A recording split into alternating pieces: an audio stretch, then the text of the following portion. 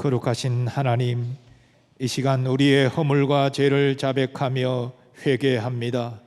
예수 그리스도의 보혈로 우리를 정결케 해주시고 우리가 제3의 확신 가운데 굳게 서서 은혜의 보좌 앞에 담대히 나아가게 하여 주시옵소서.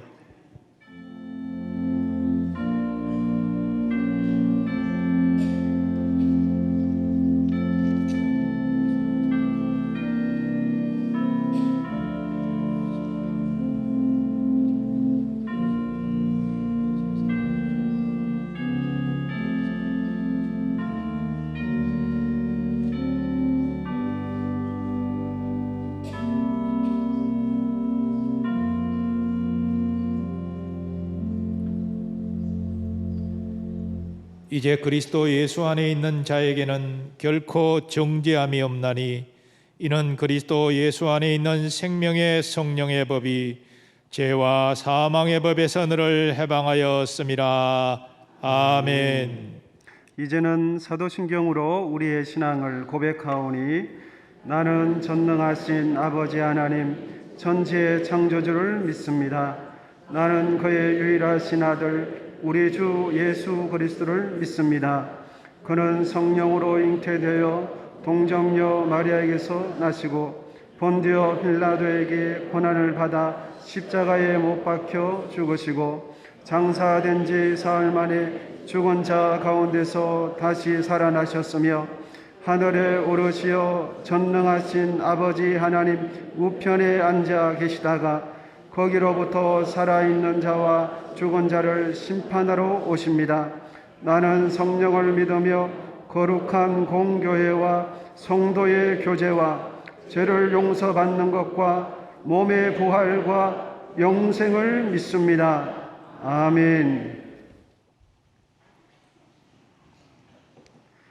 성시 교동문 100번 나라사랑 2번입니다. 할렐루야, 내 영혼아 여호와를 찬양하라.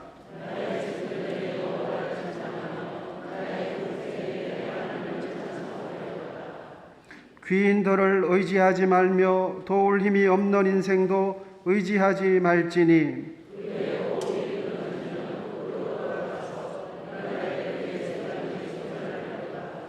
야곱의 하나님을 자기의 도우심으로 삼으며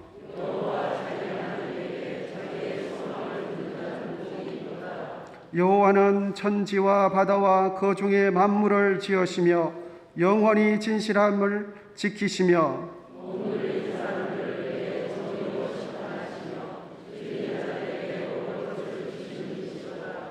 여호와께서는 갇힌 자들에게 자유를 주시는도다. 여호와께서 맹인들의 눈을 여시며 여호와께서 비굴한 자들을 일으키시며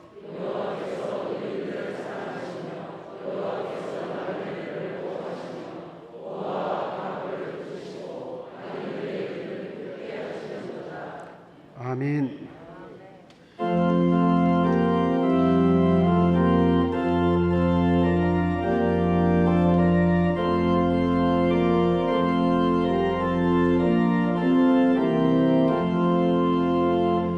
피난처 있으니 한란을 당한 자 이리 오라. 땅들이 변하여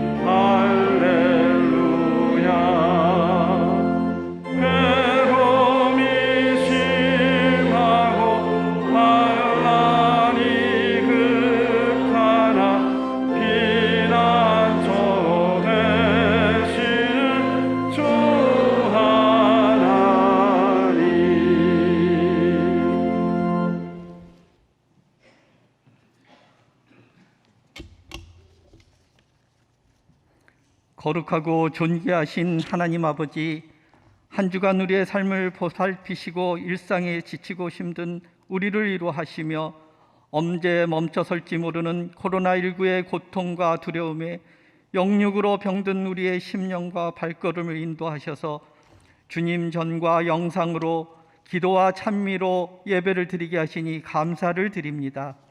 아버지께서 심령이 가난한 자들에게 구원의 은총과 사랑을 주셨지만 우리들은 잘못된 행실과 교만으로 세상의 부귀와 편리함만을 위해 달려가고 소돔과 고모라같이 병들어 탐욕과 더러움만이 가득한 이 세상에서 주님 다시 오실 날을 위해 슬기로운 처녀들처럼 깨어 기도하고 준비하지 못하고 말씀대로 바로 서지 못함을 고백합니다. 사랑의 하나님 아버지, 환난 때의 고통과 어려움 속에서 우리의 신앙이 더욱 굳세어질 수 있도록 자신을 되돌아보게 하시고 회개와 건강한 믿음을 위한 기도와 간구함이 있게 하소서. 6월 호국의 달 이 나라를 지키시고 구원하신 아버지의 귀한 뜻을 기억하며 이 한 주간도 이 나라 이 민족을 위해 평화적 정치적 안정과 경제적 어려움을 헤쳐나갈 지혜와 질병을 이겨나갈 인내의 하나됨을 위해 기도합니다. 비록 코로나로 인해 모이기가 힘들수록 주의 전을 더욱 사목해 하시고 영적으로 타락한 한국교회의 통안의 회개와 하나님 앞에 바로 선과 진정한 예배의 회복을 위해 또한 성도들의 굳센 믿음 붙잡고 그 삶을 온전히 주께 의지함을 위해 우리 자녀들과 젊은이들이 주의 권능을 기억하고 주의 전으로 다시 돌아올 수 있도록 기도합니다. 주의 교회가 이기 때 선한 일을 행할 능력 주심을 위해 말씀에 바로서 겸손히 섬길 때 세상의 빛과 소금이 되게 하시옵소서.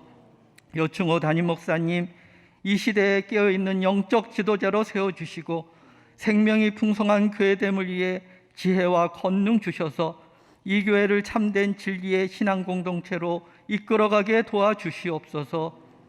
주의 나라를 위해 일하시는 교육자님들과 모든 중직자들의 헌신을 위로하여 주시고 그 사명 위에 동행하여 주시며 이 예배를 위해 준비하고 헌신하는 모든 일을 기억하시고 위로하시옵소서.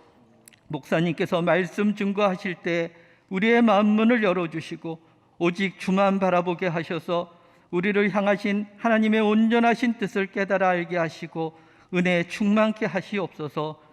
온 성도가 한 마음으로 드리는 찬양이 주께 연락되며 각자 소망 담아 간구하는 기도들 들어 응답하여 주시고 모든 영광은 주님 홀로 받으시옵소서. 사랑과 위로의 주 예수님의 이름으로 기도합니다. 아멘.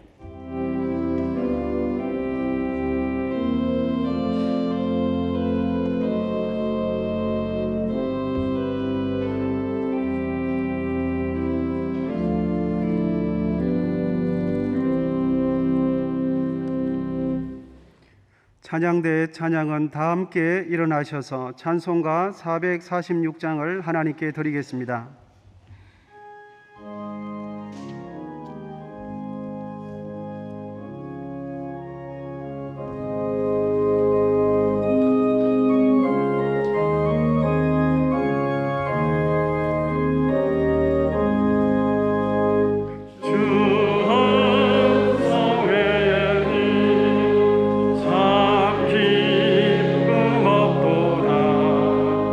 날 사랑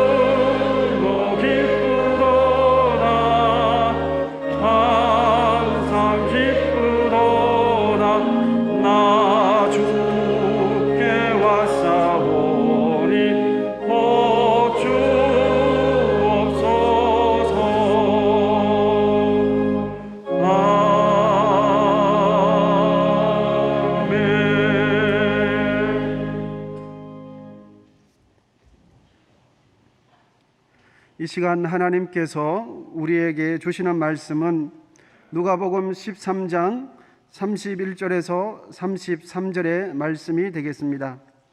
신약 성경 118면에 기록이 되어 있습니다. 이제 하나님의 말씀을 봉독하겠습니다. 곧 그때에 어떤 바리새인들이 나와서 이르되 나가서 여기를 떠나소서 헤롯이 당신을 죽이고자 하나이다. 이러시되 너희는 가서 저 여우에게 이르되 오늘과 내일은 내가 귀신을 쫓아내며 병을 고치다가 제3일에는 완전하여 지리라 하라.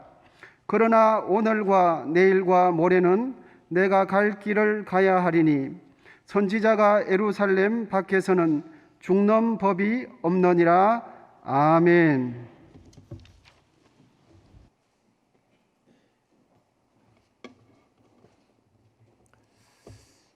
예수님은 지금 구속사역을 위해 예루살렘으로 올라가고 계십니다. 그러나 예루살렘으로 올라가시면서도 각 성과 마을을 다니시면서 하나님의 말씀을 가르치시고 천국 복음을 전파하시며 병든 자를 고치시고 치유하셨습니다. 오늘 본문은 예수님께서 요단강 동쪽 베레아 지역에서 경험한 일을 증거하고 있습니다.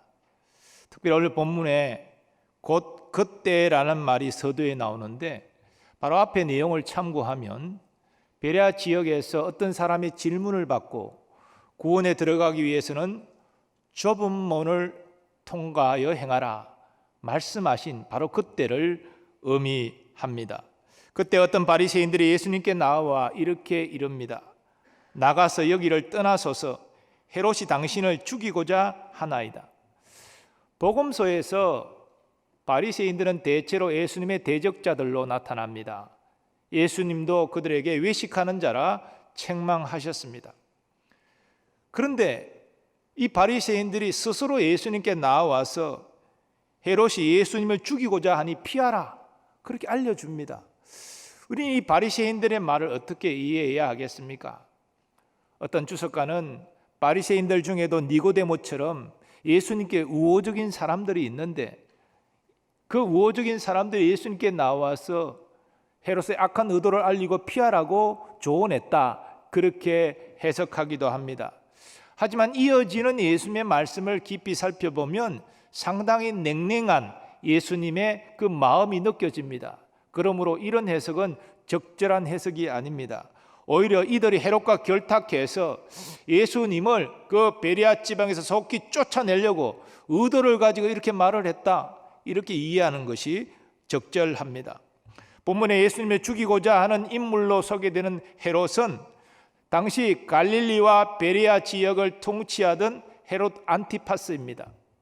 그는 처음 맞이한 부인을 버리고 이복 동생의 아내를 맞이한 일로 세례 요한의 책망을 받았고 그래서 화가 나 세례 요한을 옥에 가둔 인물입니다.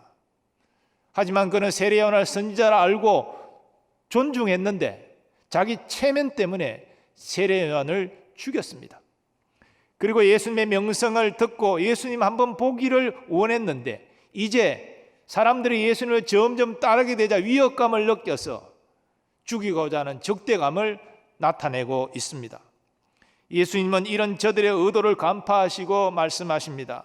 너희는 가서 저 여우에게 이르되 오늘과 내일은 내가 귀신을 쫓아내며 병을 고치다가 제3일에는 완전하여 지리라 하라. 여기 여우는 간교한 헤롯을 의미합니다.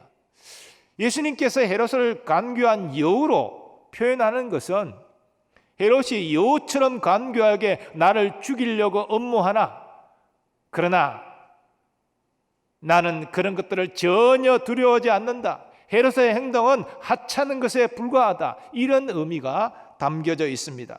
그래서 예수님은 오늘과 내일은 계속 귀신을 쫓아내며 병을 고치실 것이라고 말씀하십니다. 그리고 제3일에는 완전하여질 것을 말씀하십니다. 이 말씀에 예수님이 헤롯의 위협에도 베레아 땅에서 오늘 내일 계속 귀신 쫓아내고 병자 고치고 그리고 3일째 되는 날에 떠날 것이다 라는 말로 이해되기도 합니다. 그러나 이런 해석은 제3일의 완전하여 지리라는 말씀의 의미를 잘 해석해 주지 못합니다. 그래서 이 말씀은 상징적인 의미로 이해하는데요, 오늘은 지금 현재를 의미하고 내일은 예수님이 공생의 사역을 마치기까지의 나머지 남은 시간을 의미하고, 완전하여 지리라는 제3일은 예수님이 십자가에서 세상 죄를 대속하시고 장사된 지 3일 만에 부활하심으로 이 땅에 오신 목적을 다 이루시는 그때를 의미합니다. 이런 이해가 옳다는 것은 이어지는 예수님의 말씀을 통해서도 확인됩니다. 그러나 오늘과 내일과 모레는 내가 갈 길을 가야 하리니 선지자가 예루살렘 밖에서는 죽는 법이 없느니라. 여기 오늘, 내일, 모레는 말 그대로 3일을 의미하는 것이 아니고 매일을 의미하는 문학적인 표현입니다. 즉 예수님께서 십자가에 달려 죽기까지 매일매일의 삶을 메시아로서의 자신의 본분을 성실히 감당하겠다, 그런 말씀입니다. 그리고 선지자가 예루살렘 밖에서는 죽는 법이 없느니라 말씀하셨는데, 여기 선지자는 바로 예수님 자신을 의미합니다. 그러니까 헤롯이 아무리 예수님을 죽이려고 위협하고 음모를 꾸며도 예수님은 이 베레아 지역에서 죽는 것이 아니라 그 통치의 영역을 벗어난 예루살렘에서 죽게 되신다는 것입니다. 그것이 하나님의 뜻이라는 것입니다. 예수님은 그 사실을 이미 알고 계셨습니다. 바로 앞에 예수님의 변화산 사건이 있는데, 그때 영광 중에 모세와 엘리야를 만나 그들에게 그 사실을 전해 들으십니다. 문득 두 사람이 예수와 함께 말하니 이는 모세와 엘리야라.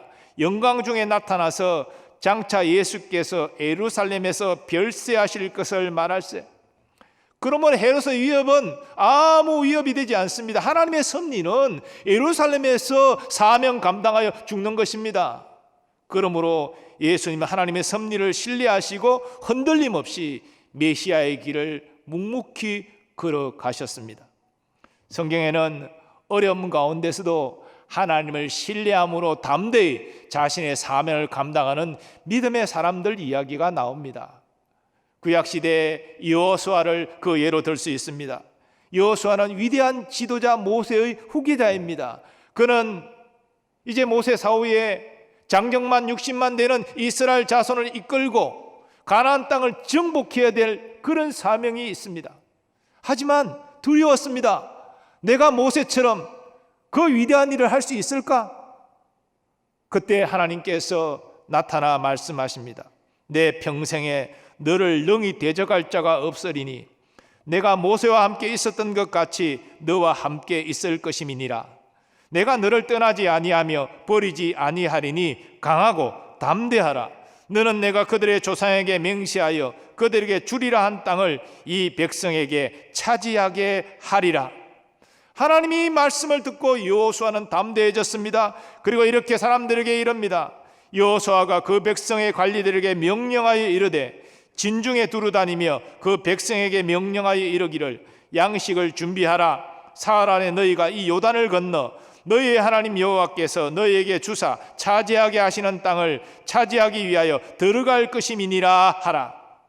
우리는 성경을 통해서 여호수아가 앞장서서 이스라엘 자손을 이끌고 가나안 거민을 물리치고 그 땅을 정복한 사실을 알고 있습니다. 비록 모세와 같이 이 위대한 일을 내가 할 수 있을까? 그 막중한 사명 앞에 두려움이 찾아왔지만 하나님의 약속의 말씀을 듣고 담대해져서 순종하여 그의 사명을 감당하였던 것입니다. 신약 시대의 사도 바울도 절망적인 환경 가운데 하나님을 신뢰함으로 담대히 행했습니다. 그가 피해자의 신분으로 배를 타고 백부장의 호의 아래 인솔 아래 로마로 가고 있었습니다. 그런데 지중해에서 유라굴로 광풍을 만납니다. 배가 통제할 수 없이 그 거센 바람에 휩쓸려 바다를 떠내려가기 시작합니다. 그때의 모습을 성경은 이렇게 증거합니다. 여러 날 동안 해도 별도 보이지 아니하고 큰 풍랑이 그대로 있음에 구원의 여망마저 없어졌더라. 그래서 사람들이 여러 날 동안 생명의 위협 앞에 먹지도 못하는 그런 상황 가운데 있었습니다. 여전히 바람은 셉니다. 배는 통제할 수 없습니다. 짙은 암흑 가운데 배가 어디로 떠내려가는지 알지 못하는 상황 가운데 사도 바울은 담대히 일어나 사람들에게 이렇게 말합니다. 내가 너희를 권하노니 이제는 안심하라. 너희 중 아무도 생명에는 아무런 손상이 없겠고 오직 배뿐이리라. 내가 속한 바 곧 내가 섬기는 하나님의 사자가 어젯밤에 내 곁에 서서 말하되 바울아 두려워하지 말라. 네가 가이사 앞에 서야 하겠고 또 하나님께서 너와 함께 항해하는 자를 다 내게 주셨다 하였으니 그러므로 여러분이 안심하라. 나는 내게 말씀하신 그대로 되리라고 하나님을 믿노라. 그런즉 우리가 반드시 한 섬에 걸리리라. 여전히 유라굴락 강풍이 몰아치는 가운데 있었지만 사도 바울이 하나님의 약속의 말씀을 붙잡았기 때문에 이렇게 사람들에게 담대히 말할 수 있었습니다. 그리고 하나님 말씀대로 모든 것이 이루어졌습니다. 배는 멜리다라는 섬에 이르러 한 사람의 상하는 사람 없이 다 그 섬에 오르게 됩니다. 그리고 겨울을 그곳에서 보낸 사도 바울은 로마로 안전하게 도착하게 됩니다. 그 하나님의 말씀을 신뢰함으로 사도 바울은 그 모든 위기를 극복하고 로마에 이를 수 있었습니다. 리빙스턴은 1840년 영국을 떠나 아프리카로 가서 아프리카 전역을 다니며 선교 사역을 감당하였습니다. 19세기 중엽에 아프리카 상황이 얼마나 열악했겠습니까? 그러나 그 어려운 환경 가운데 선교 사역을 감당하면서 리빙스턴은 이 유명한 말을 남겼습니다. 하나님께서 내 봉사를 받으셨다면 내 인생은 나의 사역이 끝나는 날까지 하나님의 놀라우신 인도하에 있게 될 것이다. 이 말은 간단하게 말하면 사명이 있는 자는 죽지 않는다. 하나님이 그 생명 지켜주신다. 이런 말입니다. 그가 1862년 사랑하는 아내 메리를 잃고 그녀의 무덤 앞에 이런 기도를 올립니다. 나의 예수님, 나의 왕이시여, 나의 생명, 나의 모든 것 저를 당신께 드립니다. 내가 가진 어떤 것에도 내가 한 어떤 일에도 아무런 가치를 두지 않겠습니다. 오직 주님의 나라와 주님을 섬기는 것, 그리고 세상 끝날까지 내가 항상 너와 함께 하리라 하신 주님의 말씀에만 가치를 두겠습니다. 그리고 이 1873년 60세의 나이에 그는 이질에 걸려 이 땅의 삶을 마감합니다. 리빙스턴의 아프리카 하인은 리빙스턴이 침대 옆에서 무릎을 꿇고 기도하는 모습으로 숨져 있는 것을 발견했습니다. 리빙스턴 젊은 나이부터 60에 이르기까지 아프리카 지역에서 그 열악한 환경에서 선교 사역 감당했습니다.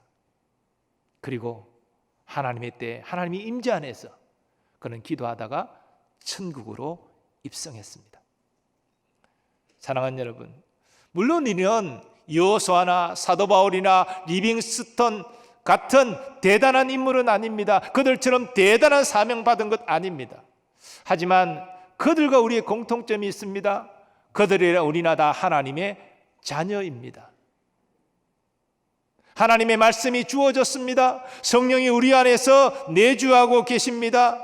그리고 우리가 사명을 받은 사람들입니다. 그러므로 우리는 핑계할 수 없습니다. 우리가 어떤 열악한 환경 가운데 어떤 어려움을 만난다 할지라도 어디서 무엇을 하든지 우리는 하나님의 자녀로서 사명을 감당해야 됩니다. 예수님처럼 오늘도 내일도 모레도 매일매일 하나님의 자녀다운 삶을 이 땅에 나타내야 됩니다. 그러면 우리가 하나님의 자녀로서 감당해야 될 사명이 무엇입니까? 성경은 하나님께서 우리에게 요구하시는 사명 크게 두 가지로 말씀하는데 저는 기회가 있을 때마다 이 두 가지를 계속 여러분에게 말씀을 드립니다. 우리가 일생 감당해야 될 사명이기 때문에, 우리 중에 완성된 사람 아무도 없기 때문에 우리는 이 사명을 계속 반복하여 붙들고 행해야 됩니다. 우리의 첫째 사명은 하나님의 거룩한 성품을 담는 것입니다. 하나님 말씀하십니다. 너희는 거룩하라. 이는 나 여호와 너희 하나님이 거룩함이니라. 우리는 예수님을 믿어 신분의 거룩함은 이루었습니다. 교리적으로 칭의라고 그러죠. 의롭다 칭함을 받은 것이지요. 누가 정죄하고 누가 비난하고 누가 고발해도 우리는 거룩한 하나님의 자녀임이 분명합니다. 그러나 신분의 거룩함을 입은 우리는 이제 삶의 실제적인 거룩함을 이루어야 됩니다. 그것이 하나님의 거룩한 성품을 담는 것입니다. 예수님은 그것을 세상과 구별되는 착한 행실로 말씀하십니다. 이같이 너의 빛이 사람 앞에 비치게 하여 그들로 너의 착한 행실을 보고 하늘에 계신 너의 아버지께 영광을 돌리게 하라. 이 거룩함이라는 것은 정결하다는 뜻이지만 또 구별된다는 뜻이 있습니다. 세상 믿지 않는 사람들과 구별되는 정결함, 이게 하나님의 거룩한 성품입니다.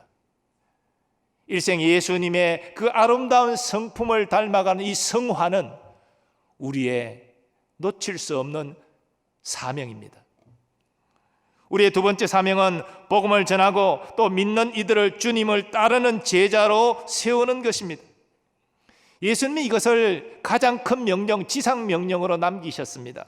너희는 가서 모든 민족을 제자로 삼아 아버지와 아들과 성령의 이름으로 세례를 베풀고 내가 너희에게 분부한 모든 것을 가르쳐 지키게 하라. 볼지어다 내가 세상 끝날까지 너희와 항상 함께 있으리라. 아멘.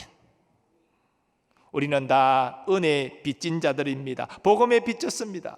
그래서 우리가 어떤 상황 가운데 있든지 우리는 내가 만난 나의 구주 예수님을 증거하는 자로 살아야 됩니다. 또 주님이 걸어가신 그 길을 따르는 제자로 내가 먼저 살아가야 되고 연약한 자들을 그렇게 제자로 살아갈 수 있도록 돕고 섬겨야 됩니다. 이것이 우리가 받은 일생의 사명입니다. 그런데요, 오늘 이 시대는 우리가 예수님의 아름다운 성품을 닮아가는 것, 복음을 전하고 사람들을 주님을 따르는 제자로 세우는 이 사명 감당하는 것이 참으로 어려운 시대입니다. 최근에 수도권의 개척교회, 소규모 교회 또 소모임 중심으로 코로나19 확진자들이 발생했습니다. 저는 그런 일이 일어날 때 그 댓글을 유심히 보는데 참 보기 민망한 내용들이 참 많았습니다. 대부분 교회와 신앙을 비난하고 조롱하는 그런 말들입니다. 지금 이 시대는 신앙을 갖는 것이 조롱받는 시대입니다. 신을 믿지 않는 것이 과학적이고 합리적인 것이냐, 그렇게 인정받는 시대입니다. 사람들의 마음이 점점 더 강팍해 가는 것이지요. 이런 상황에서 우리는 예수님처럼 또 믿음의 선진들처럼 묵묵히 우리가 걸어가야 될 길, 자녀다운 삶을 살아갈 수 있겠습니까? 그것은 바로 예수님처럼 믿음의 선진처럼 하나님의 능력으로 충만할 때만이 가능합니다. 이 하나님의 능력은 본래 우리에게 없습니다. 이 능력은 밖에서 우리에게 주어져야 됩니다. 그러면 우리가 어떻게 하나님의 능력으로 충만할 수 있겠습니까? 먼저 겸손히 엎드려 기도하시기 바랍니다. 예수님은 이 일의 모범을 보이셨습니다. 예수님은 하나님이시지만 이 땅에 우리를 구원하기 위하여 우리와 똑같은 인간으로 생활하셨는데, 인간으로 생활하시면서 구속의 사역을 이루기 위해서는 성령의 능력이 필요하셨습니다. 그래서 늘 성부 하나님께 엎드려 기도하셨습니다. 과연 성부 하나님은 성령과 능력을 기름 붓듯 부어주셔서 예수님의 공생의 사역을 다 능력 있게 감당할 수 있게 하셨습니다. 그 위대한 사도들도 본래 사명을 잘 감당하던 사람이 아니었습니다. 예수님 성천하신 이후에도 그들은 능력이 없었습니다. 하지만 그들이 함께 모여 간절히 기도할 때 오순절 성령 세례를 받고 성령으로 충만해진 이후에 그들의 생명을 아끼지 않고 사람의 말을 듣는 것보다 하나님 말을 듣는 것이 합당하다고 말하며 그들의 사명을 감당하였습니다. 우리도 예수님처럼 사도들처럼 겸손히 엎드려 기도해야 됩니다. 기도는 하나님의 능력에 이르는 길입니다. 또 우리는 매일 하나님의 말씀을 묵상하여 하나님의 말씀을 심령에 새겨야 합니다. 예수님이 이 일에도 모범을 보이셨습니다. 성경에 자세히 언급되고 있지 않지만 예수님의 유년 생활은 늘 하나님 말씀을 가까이 하고 그 말씀을 마음에 새기는 일과였습니다. 우리는 그 사실을 예수님이 12세 때 부모를 따라 예루살렘에 올라가서 어른들과 성전에서 대화하는 모습을 통해서 확인할 수 있습니다. 어떻게 어른들과 질문하고 대화를 나눌 수 있습니까? 하나님 말씀으로 충만하셨기 때문에 일이 가능한 것입니다. 예수님이 공생애 때 하신 말씀의 많은 부분은 연구해 보면 구약의 하나님 말씀을 기반으로 하는 말씀이었습니다. 또 우리가 잘 아는 대로 마귀의 세 가지 그 시험을 예수님 무엇으로 물리치십니까? 하나님의 말씀, 구약 말씀으로 물리치셨습니다. 말씀으로 충만하신 예수님의 삶입니다. 사도들도 그 예수님의 모습을 닮았습니다. 구약의 말씀과 예수님의 가르침을 같이 바르게 이해할 때 성경 전체를 그들은 이해할 수 있었습니다. 그래서 구원의 관점에서 구약 성경을 사람들에게 가르쳤습니다. 또 천국 복음을 전파했습니다. 생명다에 그들이 그렇게 할 수 있었던 것, 그들이 말씀으로 충만했기 때문입니다. 우리도 딴 길 없습니다. 매일 영의 양식인 말씀을 읽고 묵상하고 그 말씀을 우리 심령에 새겨야 됩니다. 그럴 때 세상 유혹을 이기고 거룩함으로 살아갈 수 있고 우리에게 새겨진 그 하나님의 말씀을 전할 수 있는 것이지요.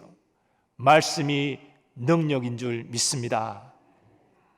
그리고 우리는 하나님께 상급받을 영광스러운 날을 바라보고 순종해야 합니다. 히브리서 기자는 예수님이 이 일에도 모범을 보이셨다라고 증거합니다. 믿음의 주여 또 온전하게 하시는 인 예수를 바라보자. 그는 그 앞에 있는 기쁨을 위하여 십자가를 참으사 부끄러움을 개의치 아니하시더니 하나님 보좌 우편에 앉으셨느니라. 거듭 말씀드립니다마는 예수님이 십자가를 피하기를 원하고 그래서 겟세마네 동산에 처음 기도하신 이유는 죽음의 두려움 때문이 아닙니다. 성부 하나님과 영원한 사랑이 단절되어지고 그 사랑의 눈빛이 저주와 심판의 눈빛으로 바뀌어 그 경험하는 고통을 감당할 수 없으셨기 때문에 이 죽음의 잔이 내게서 지나가기를 원합니다. 그렇게 간절히 기도하셨어요. 하지만 나의 원대로 마옵시고 아버지의 뜻대로 되기를 원합니다. 구속의 사역을 완성하고 회복될 하나님의 영광과 사랑의 교제를 믿음으로 바라보시고 십자가를 참으사 부끄러움을 개의치 않고 순종하신 것입니다. 사도 바울도 그랬습니다. 그는 고백합니다. 나는 선한 싸움을 싸우고 나의 달려갈 길을 마치고 믿음을 지켰으니 이제 후로는 나를 위하여 의의 면류관이 예비되었으므로 주 곧 의로우신 재판장이 그날에 내게 주실 것이며 내게만 아니라 주의 나타나심을 사모하는 모든 자에게 도니라. 의의 면류관을 바라보고 그 모든 고난을 참고 순종했다는 것입니다. 우리도 마찬가지입니다. 선한 일을 하고 비용받을 때 있습니다. 주의 복음을 전하고 박해받을 때 있습니다. 낙심하지 마십시오. 하늘의 상이 크도다. 주님은 말씀하십니다. 하늘의 상급 바라보고 끝까지 순종하시기 바랍니다. 순종이 능력인 줄 믿습니다. 스피노자 철학자 이런 고백을 남겼습니다. 나는 내일 지구에 종말이 오더라도 오늘 한 그루의 사과나무를 심겠다. 우리 그리스도인의 자세도 이래야 됩니다. 주님께서 맡겨주신 사명, 내게 어떤 어려움과 어떤 환난이 닥친다 할지라도 나는 그 일을 지금 감당하겠다. 하나님은 우리가 이런 고백하기를 원하십니다. 지금 코로나19로 말미암아 우리의 일상의 삶이라는 것이 한치 앞을 예측할 수 없는 불확실성 가운데 있습니다. 교회 사역도 다 멈추어져서 언제 사역이 재개될지 정말 불확실한 상황 가운데 있고 국가 경제를 비롯해서 모든 기반 시스템이 다 멈추어진 이런 상황 가운데 있습니다. 그 위대한 미국조차도 속수무책인 이런 상황 가운데 있는 것 사실입니다. 그러나 여러분, 이 어려움, 이거보다 더한 어려움도요 영원한 것이 아닙니다. 다 지나가는 것입니다. 우리가 예상하는 것보다 더 빨리 종결될 수도 있습니다. 하나님의 은혜 주셔서 우리나라가 백신과 치료제 개발할 수도 있는 것입니다.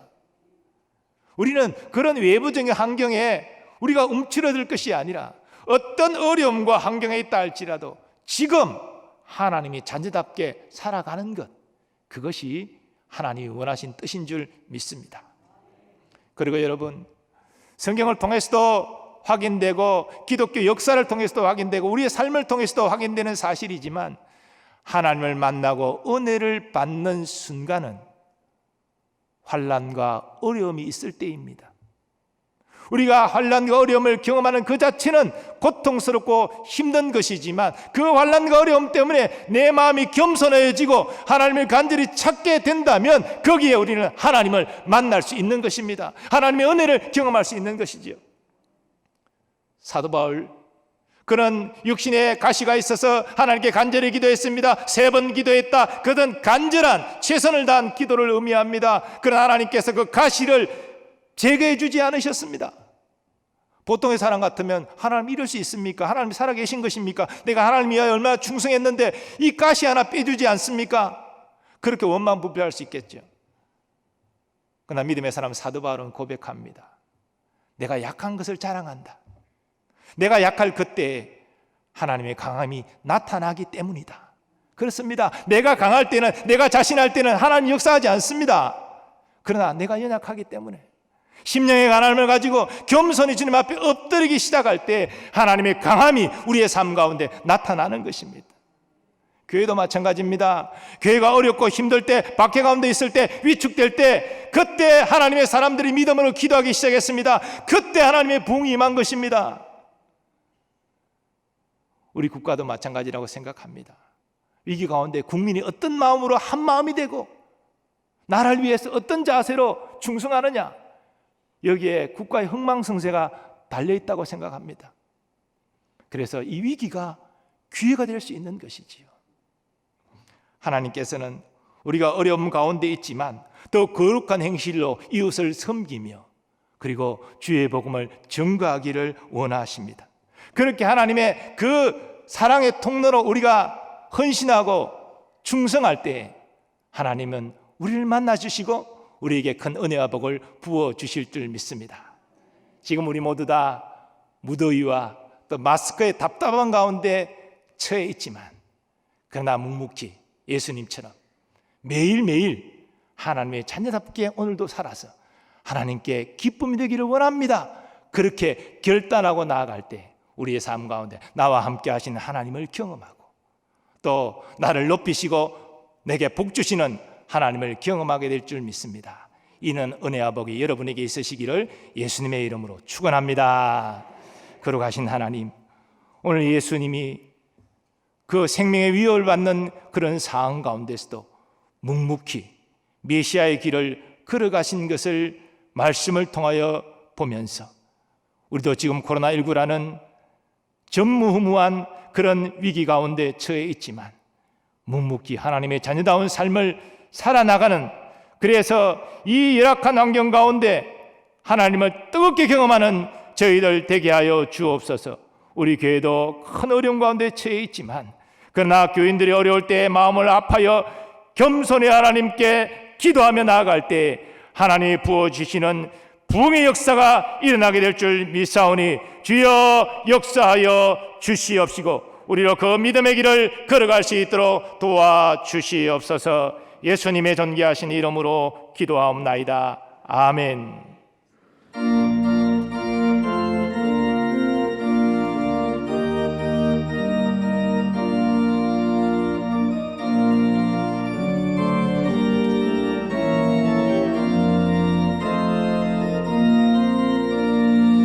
누가 죄를 떠나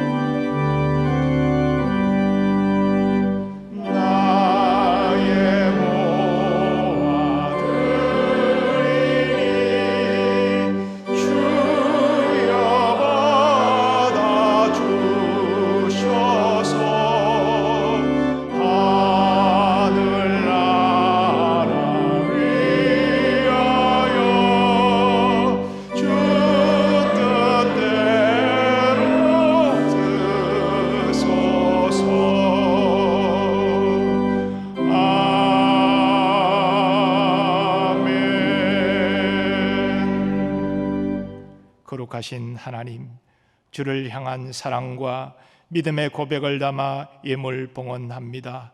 연락하여 주옵소서. 우리의 감사의 제목과 소원하는 바를 적어 주께 올려드립니다. 감사하는 제목 위에 더욱 풍성한 감사의 제목을 허락하시고 우리의 간절한 소원도 하나님의 때에 하나님의 방법으로 선히 응답하여 주옵소서. 우리 교회 114년 동안 붙들고 인도해 주신 한량없는 은혜에 감사합니다. 하나님, 우리 교회가 주의 은혜 가운데 생명이 풍성한 교회를 이루어가게 하여 주옵소서. 날마다 초대 예루살렘 교회처럼 구원받는 자의 수가 더해지며 우리의 신앙생활의 즐거움과 기쁨으로 영광 가운데 거하게 하여 주시옵소서. 올해는 특별히 말씀으로 새로지는 우리 심령과 교회가 되기를 소원합니다. 성령의 강력한 역사가 나타나게 하여 주옵시고 사랑으로 화목한 교회가 되게 하여 주시옵소서. 성령 충만한 주의 백성들이 아버지여 이 땅에 나아가 소금과 빛의 역할을 능히 감당할 수 있게 하여 주시옵소서. 우리의 가정을 위하여 또한 기도합니다. 믿음, 건강, 화목함 허락하여 주옵소서. 한 명도 코로나 확진자 발생하지 않도록 주님 보호하여 주시옵소서. 우리의 생업 가운데도 함께하여 주셔서 물질 때문에 고통받거나 시험받지 않도록 도와주시고 혹시 어려움이 왔을지라도 주님을 의지할 때에 피할 길을 내시는 하나님의 선하신 도우심을 경험하게 하여 주옵소서. 기업으로 주신 자녀손들 아버지 저들의 성장, 학업, 진학, 취업, 결혼, 잉태와 출산의 모든 것들이 하나님의 선한 은혜 아래 있게 하여 주옵소서. 무엇보다도 신앙을 기대하고 주의 몸된 교회의 귀한 일꾼으로 다 쓰임받게 하여 주시옵소서. 우리의 근심, 걱정, 무거운 짐을 주님 앞에 다 내려놓습니다. 살아계신 하나님, 우리를 만나주시고 치유회복하여 주시옵소서. 세상을 이길 담대한 믿음을 얻는 은혜의 역사를 허락하여 주옵소서. 오늘 이 시간 본당에서 예배드리는 분이나 또 온라인으로 예배드리는 분이나 혹시 육신의 질고 가운데 있는 분들이 있습니까? 예배 중에 하나님의 그 만지심을 통하여 예수의 이름으로 치유받는 역사가 일어나게 하여 주시옵소서. 하나님 아버지, 여러 사정으로 먼 지방 출타한 교우들, 군에 있거나 유학 중인 우리의 자녀들, 또 아직 먼 나라에서 복음 전하는 선교사님들과 그 자족들을 기억하시고 주여 보호해 주시고 우리와 똑같은 은혜 저들에게도 허락하여 주시옵소서. 오늘도 안전한 예배를 위하여 수고하고 섬기는 많은 주의 종들이 있습니다. 그들의 말없는 섬김이 합당한 은혜와 복을 풍성히 부어 주시옵소서. 특별히 이 시간 나라와 민족을 위하여 기도합니다. 코로나19로부터 조속히 예방되도록 주님 도와주시옵시고 막혔던 모든 경제의 문제가 재개되어지고 회복될 수 있도록 도와주시며 뿐 아니라 정치적인 문제, 사회적인 문제, 각종 국가적인 모든 문제 하나님 간섭하여 주셔서 위정자들이 바른 정책과 바른 정치를 할 수 있도록 국민을 섬길 수 있도록 하나님 주관하여 주시옵소서. 특별히 남북이 긴장관계 더욱더 악화일로로 치닫고 있습니다. 하나님, 우리의 간절한 기도 주여 이미 다 들으신 줄 믿습니다.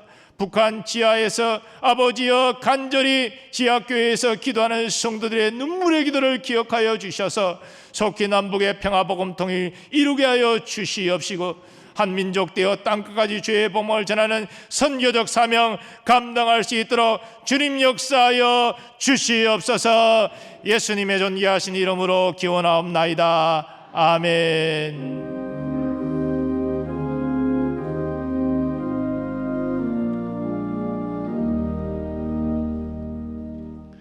자리에 앉으시고 성도의 교제 시간입니다. 서로 축복하며 인사하겠습니다. 주님의 평안을 기원합니다.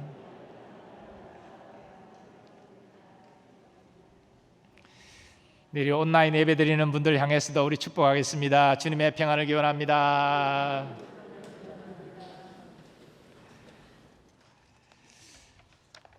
네, 교회 생활 몇 가지 공지해 드리겠습니다. 계속 온라인 예배가 병행되고 있습니다. 여러 가지 사정상 온라인 예배 드릴 수밖에 없는 분들이 다수가 있습니다. 온라인 예배 드리는 바른 자세를 참고하셔서 그렇게 경건한 예배를 드리실 수 있기를 바라고, 또 가정에서 가족이 함께 예배 드리면 또 유익한 점도 있습니다. 예배를 마치면 예배 중에 은혜 받은 것을 서로 또 나누는 것도 참 귀한 시간입니다. 왜냐하면 자녀들에게 신앙적 교육이 되고, 또 부부도 서로 영적인 대화를 통해서 서로를 격려하고 축복하는 시간이 되기 때문에, 그래서 부부가 함께 예배드리면 나는 말씀에 이런 은혜를 받았어, 당신은 어땠어? 그러면서 서로 말씀에 받은 은혜로 서로를 격려하는, 그 집에서는 가능하거든요. 교회에서는 지금 그 사실상 어렵잖아요. 그래서 온라인 예배는 또 그런 또 장점이 있는데요. 그렇게 영적인 은혜를 서로 나누는 시간을 예배 마치면 바로 가족들이 가지는 것도 유익하리라 그렇게 생각을 합니다. 그리고 이제 제가 목회 기도 시간에 잠깐 기도했습니다만, 우리가 나라를 위해서, 민족을 위해서 기도할 제목이 참 많은데요. 뭐 교회는 물론 말할 것도 없고, 그래서 지금 이제 3일 예배도, 금요 심야 기도에도 새벽 기도까지 영상 예배 송출이 다 되고 있습니다. 특별히 3일 예배 그리고 또 금요 심야는 실시간 영상이 송출되고 있기 때문에 여러 사정상 금요 심야 기도에 오지 못하는 분들도 그 시간 가정에서 기도에 동참할 수 있습니다. 제가 원하는 것은 지금 비상한 시국이고 기도가 정말 필요한 때인데, 우리 성도들이 교회로 오기는 좀 어려울지라도 영상으로 금요 심야 기도에 특별히 기도하는 시간에 참여하셔서 정말 나라와 민족을 위해서, 교회를 위해서 뜨겁게 기도하는 것이 필요합니다. 지금 뭐 이 난국을 하나님 외에 누가 해결할 수 있겠습니까? 하나님만이 하실 수 있어요. 우리가 할 수 없지 않습니까? 겸손히 우리 마음을 내려놓고 정말 하나님께 간절히 기도하면 하나님의 놀라운 역사가 나타납니다. 그렇기 때문에 여러분에게 부탁드립니다. 교회로 직접 오실 수 없더라도 우리 금요 심야 기도회 3일 예배, 사실은 이게 동시간대이기 때문에 접속자 수를 보면 얼마나 이 예배 기도에 참여하는지 다 금방 알 수가 있죠. 더 많은 분들이 3일 예배든지 또 금요 심야 기도에 참여하셔서 정말 한 마음으로 기도하기를 바랍니다. 부탁드립니다. 지금 중간 신방이 비대면 중간 신방으로 진행되고 있지요. 그동안 대면 신방에 여러 시간 사정상 신방 받지 못한 구역원들은 이번 기회에 꼭 빠짐없이 저녁 시간도 되고요, 또 뭐 토요일도 되고, 그러니까 원하는 시간대에 꼭 신방을 받으시고 하나님의 은혜를 경험하는, 또 힘을 얻는 그런 시간이 되기를 바랍니다. 코로나19 관련된 공지사항 지난주와 동일한데요, 지금 모든 사역이 7월 달로 연기가 되었습니다. 그렇기 때문에 여러분들 기도해 주시고요. 오늘 이제 어제 기준이죠. 어제 자정 0시 기준으로 34명 확진자가 발생해서 그동안 뭐 50명대 오르내리락 하다가 30명대로 줄어들었습니다만은 계속 수도권에 이 확진자가 집중되고 있고, 어떤 조사 연구 결과 예측치를 보니까 50명 수준으로 지금 이게 더 줄지 않고 계속 유지되면 한 달 지난 시점에는 수천 명의 감염자가 폭발적으로 이루어질 수 있다라는 그 예측 보고가 나왔어요. 그래서 이제 방역 당국도 빨리 숫자를 떨어뜨리려고 애를 쓰는 겁니다. 이 50명대 계속 유지되면요, 체크 안 되는 사람들이 막 발생하기 때문에, 그러면 한순간에 폭발적으로 수천 명 감염자가 나온다는 거예요. 그래서 여러분 답답하지만 마스크가 필수적입니다. 마스크 꼭 쓰셔야 돼요. 어디를 가시든지. 이 코로나19 바이러스의 가장 악한 점은 우리가 가장 사랑하는 가까운 사람을 감염시킨다는 것입니다. 내가 감염되면 가장 소중한 사람이, 내 곁에 있는 사람이 감염되는 거잖아요. 나만 감염되는 거 아니에요. 젊은 사람들이 더 조심해야 돼요. 젊은 사람은 감염돼도 뭐 20대 이하 사망자가 아직 발생을 하지 않았으니까 우리는 문제 없다. 근데 가장 소중한 부모님이 문제가 생겨요. 그래서 이게 이제 문제가 된다는 거예요. 그래서 여러분 답답하지만 꼭 마스크 착용하시고, 밖에 나가시다가 들어오시면 꼭 손 30초 동안 흐르는 물에 씻으시고, 비누로 씻으시고, 그리고 꼭 하셔야 됩니다. 우리가 이것만큼은 정부 방역 지침에 따라서 순종해가지고 같이 협조를 해야 돼요. 부탁의 말씀을 드립니다.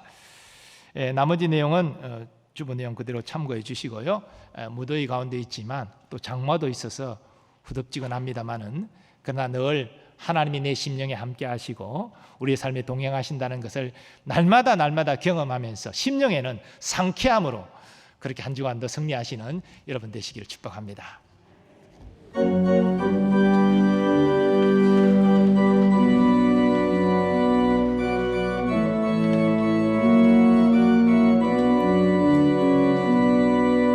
너의 가는 길에 주의 평강이 있으니 평강의 왕 함께 가시니 너의 걸음 주 인도하시니 주의 강한 손 너이시니 너의 가는 길에 주의 축복이 있으니 영광의 주 함께 가시니 내가 밟는 모든 땅 주님 다스리니 너는 주의 길에